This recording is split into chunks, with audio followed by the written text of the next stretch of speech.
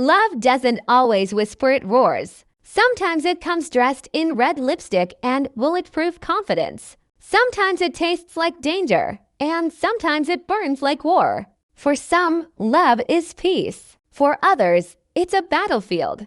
In All the Queen's Men, love is the most dangerous weapon of all, and Madame DeVille knows exactly how to use it. When you step into her world, you don't just fall in love, you fall into a storm.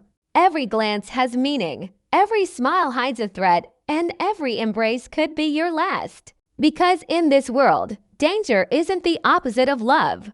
It is love. Madame DeVille is not the kind of woman you meet twice. When she walks into a room, the air changes. It's not her beauty that commands attention, it's the energy around her, like electricity waiting to strike. People don't just look at her, they feel her.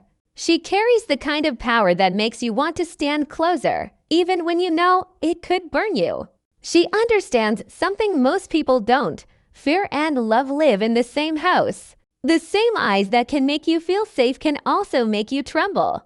And Madame, she knows how to balance both with a perfect smile. She built her empire from the ground up, not with softness, but with strategy. Every decision she makes is a move in a bigger game. Her love isn't about romance.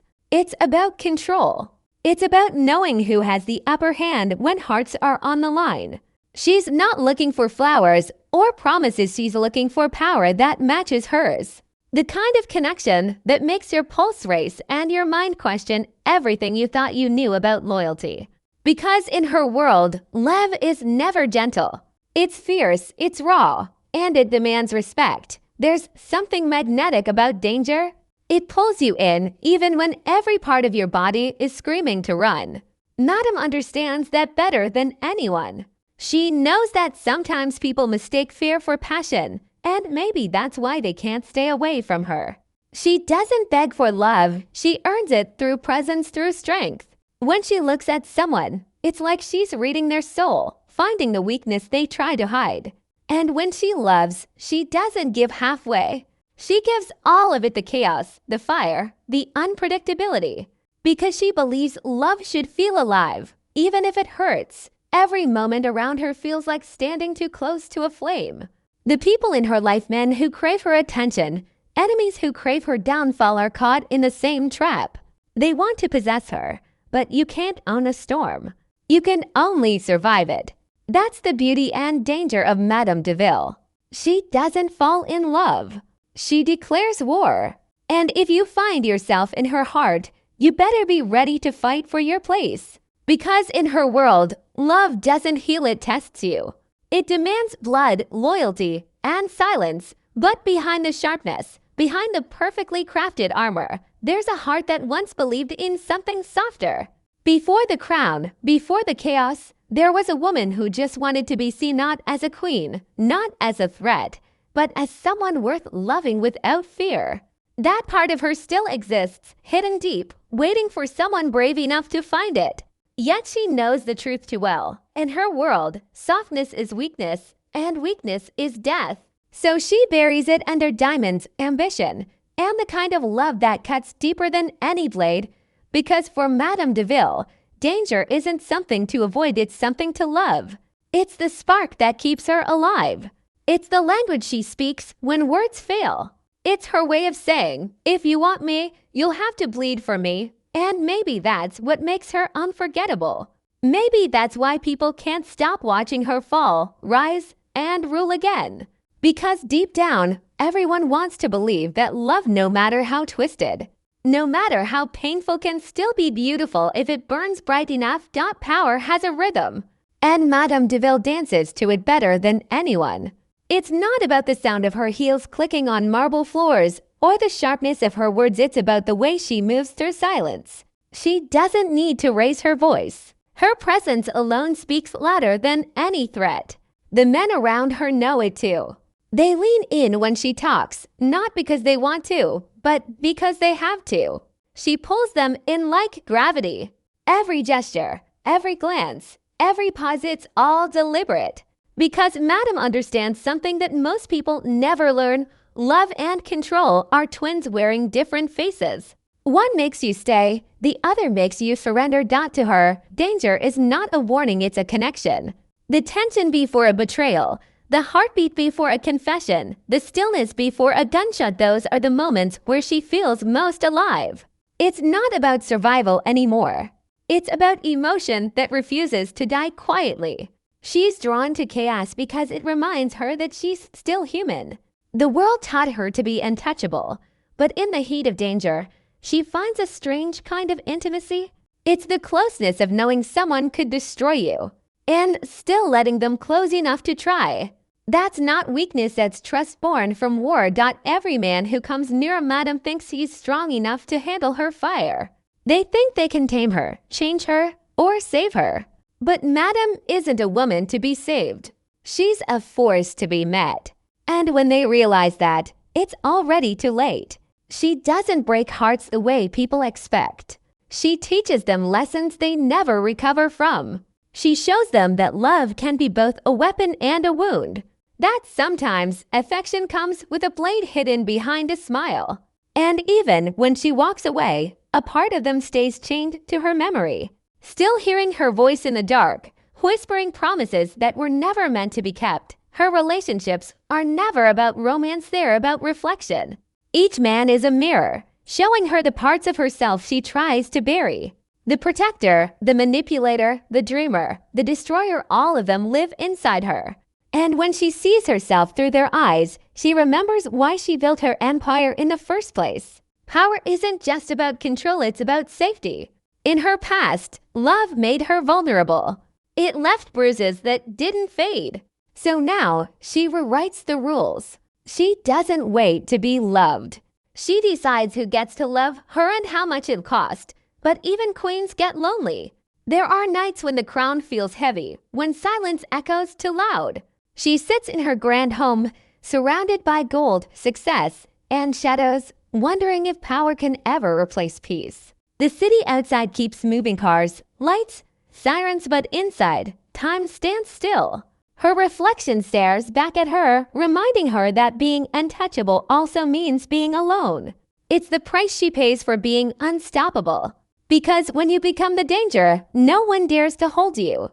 And yet, a part of her still wants to be held just once, without calculation, without control, without fear. Still, Madame knows she can't go back. The world she rules is built on loyalty and fear.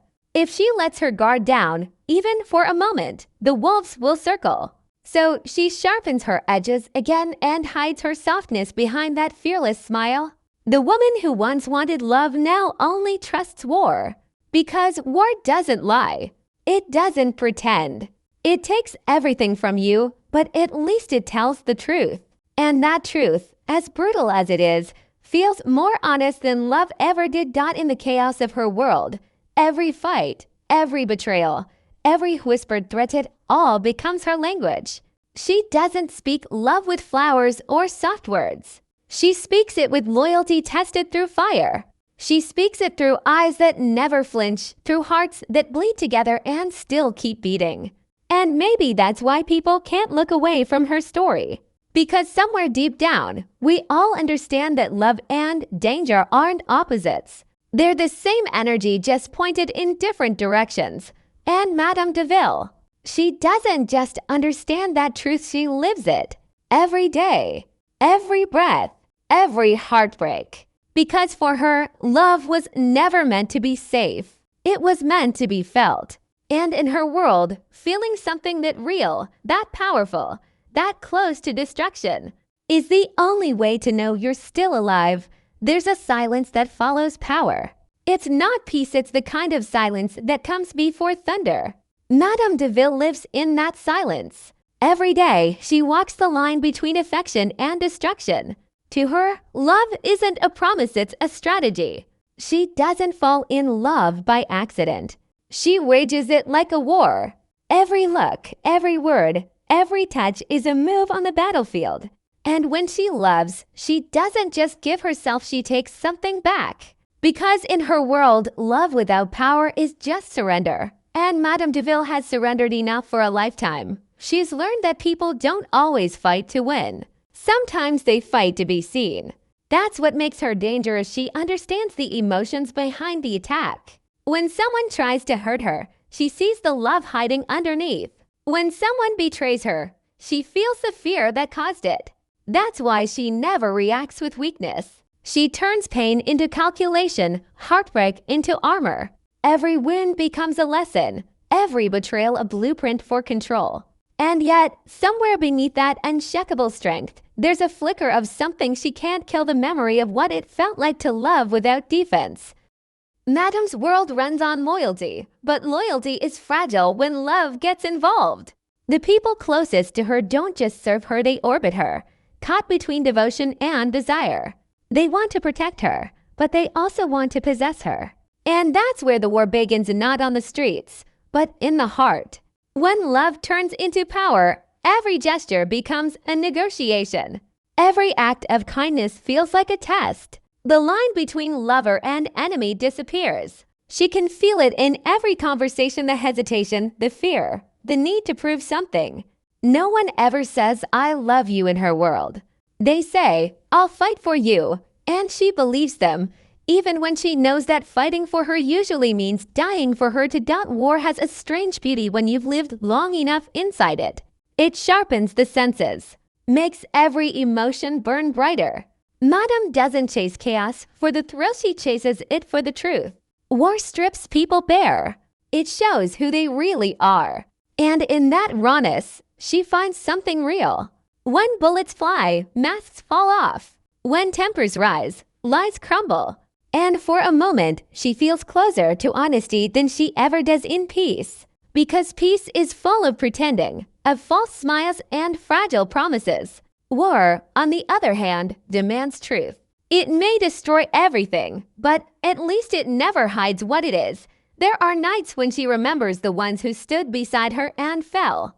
Not just men who fought for her empire, but those who fought for her heart. Some died for her. Others walked away, but all left pieces of themselves in her story. Their names echo in her silence. Their faces visit her in dreams. Sometimes she wonders if she ever really loved them, or if she only loved the way they looked at her, like she was both their salvation and their punishment. Because that's what love feels like for her now.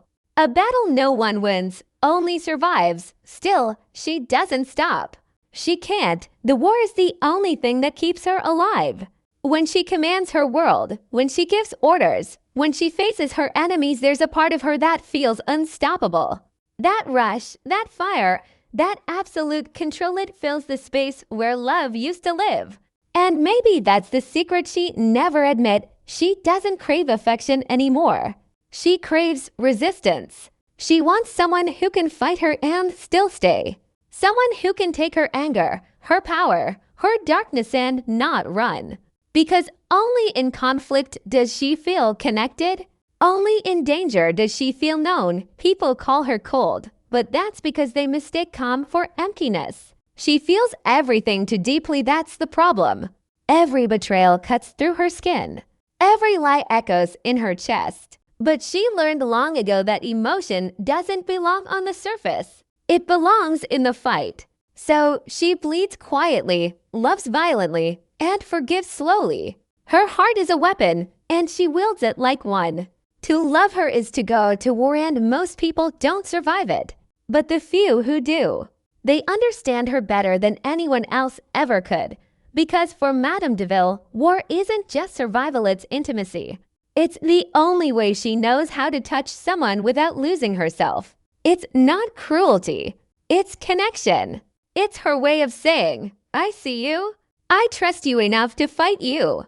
And that, in her world, is the closest thing to love that exists. When she stands before the mirror, crown resting perfectly on her head, eyes steady and unblinking, she doesn't see a monster. She sees a woman who refused to die quietly. A woman who turned her pain into empire, her fear into flame. She doesn't need peace to feel whole. She just needs the war to keep burning. Because in that fire, she feels alive. And in that battle, she finally understands the truth she's always lived by.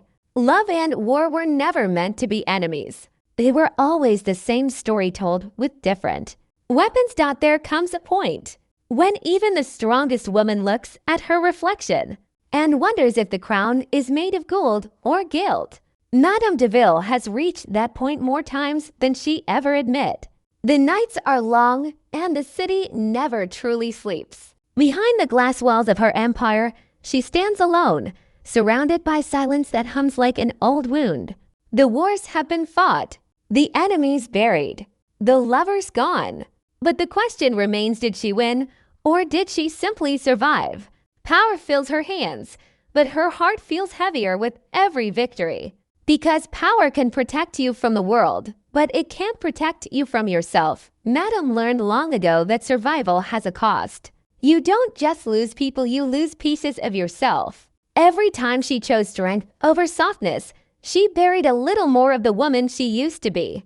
The girl who once believed love could heal anything is gone now, replaced by a queen who knows that love heals nothing without pain. Her armor shines, her empire thrives, but when the lights go out, she can feel the ghosts of her choices breathing beside her. They don't haunt her out of cruelty. They haunt her because they never stopped loving her, even when she became the kind of woman who couldn't love them back. In her solitude, Madame begins to see love differently. Not as something to win, not as something to control, but as something that simply exists, even in the ruins.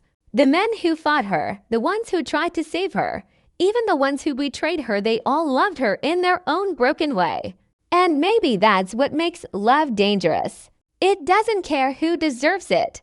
It doesn't follow rules or boundaries. It burns through everyone, leaving ashes where certainty used to be. She finally understands that danger was never her enemy. It was her mirror. Every threat, every loss, every scar, it all reflected who she truly was. Someone who loved too deeply to ever love safely. There's beauty in that realization, though it's a quiet one. She begins to see the war not as destruction, but as transformation. The woman she is now didn't emerge from peace, she was born from chaos. Every heartbreak became her teacher, every betrayal her sculptor. The pain didn't destroy her, it designed her. And maybe that's what people never understand about women like Madame. They see the power, the control, the sharp edges, but they don't see the softness that built it. They don't see the love that had to be buried to make room for survival. Her strength was never about dominance. It was about endurance. It was about staying whole in a world that wanted to break her apart piece by piece. But even storms grow tired. There's a quiet in Madame's soul now, the kind that comes when you finally made peace with the noise. She doesn't crave the same wars anymore. The enemies don't excite her, and the lovers don't impress her. She's seen too much to be fooled by beauty or charm. What she wants now isn't control, it's understanding. Someone who doesn't fear her power but sees the tenderness she hides behind it. Someone who knows that her fire isn't meant to burn, it's meant to warm. Because even the fiercest queen dreams of being touched without being tested. One evening, she stands by the window of her penthouse, watching the city lights flicker like memories. She thinks about the people who came and went, about the hearts she broke and the ones that broke her back. The wine carries the faint sounds of the city laughter, sirens, life. For the first time, she lets the silence settle. No guards, no deals, no weapons, just her and the night. And in that stillness, she feels something she hasn't felt in years. Peace. Not the kind that means surrender, but the kind that means acceptance. The kind that says, you fought enough. You loved enough. You became enough. Maybe danger was always her way of loving because it was the only language she was ever taught. But now she realizes she can rewrite that story. She can teach herself a new language, one that doesn't start with fear or end with loss. It won't be easy. It never is. But for the first time, she's ready. Ready to stop fighting ghosts and start forgiving them. Ready to look at her reflection and see not a survivor, but a woman who dared to love in a world that tried to make her hard. So when the sun finally rises and the light spills across her floor, she doesn't turn away. She lets it touch her face. The same woman who once found comfort in shadows now stands unafraid in the warmth. Her eyes still carry the fire of every war she's fought, but her smile, small, quiet, real, belongs to someone who has finally made peace with her storms. Because Madame DeVille doesn't just rule her world anymore. She understands it. And in that understanding, she finds her truest power. Love and danger, they were never separate stories. They were chapters of the same book. One written in blood, the other in forgiveness. And as she closes that book and looks toward whatever comes next, she finally knows that her legacy isn't the war she fought. It's the fire she carried down, the love that refused to die inside it.